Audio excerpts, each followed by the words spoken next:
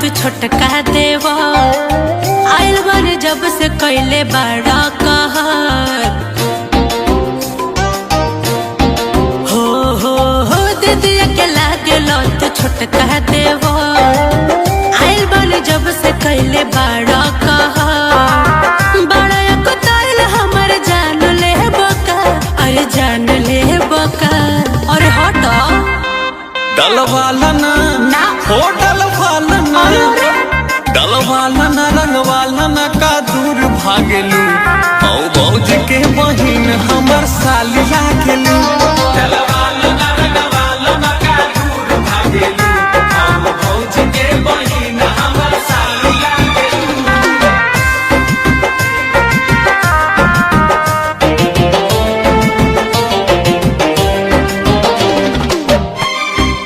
Music by Mahipal Bhardwaj जबर लगावो तारा हमरा के रंग हो जीजा के भाई तू तो कैले बड़ तंग हो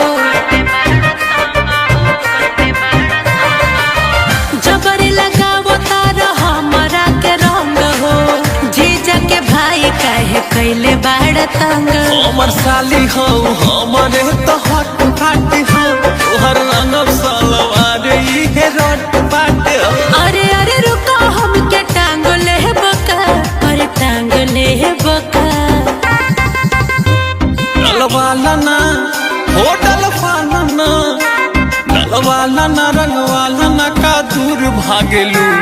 औ भौज के बहिन हमर साली लागेलू डलवाला ना रंगवाला ना का दूर भागेलू औ भौज के बहिन हमर साली लागेलू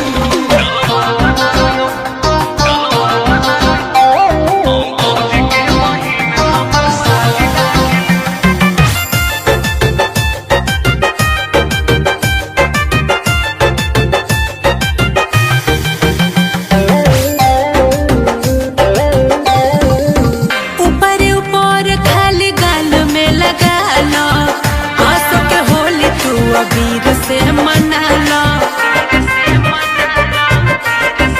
हो ऊपर ऊपर खाली गाल में लगा लो आंसू के होली तू अबीर से मना लो पूरा भीतरी ले रंग ढर खाई लेबे तो आसो फागुन में करे जरूर भाई लेबे तो किसन हटा बहिया में बांध ले बका अरे बांध ले बका अरे भाग जा तुमसे डलवाला ना हो डलवाला ना डलवाला ना रंगवाला ना का दूर भागेलू औ भौज के बहिन हमर साली लागेलू डलवाला ना रंगवाला ना का दूर भागेलू औ भौज के बहिन हमर साली लागेलू। हो दीदी के लागलो तू छोटका देवो आइल बन जब से कैले बड़ा कहा बड़ा कुताइल हमर जान ले बका अरे जान ले बका और हटो डलवाला ना हो डलवाला ना अरे डलवाला ना रंगवाला ना का दूर भागेलू औ भौज के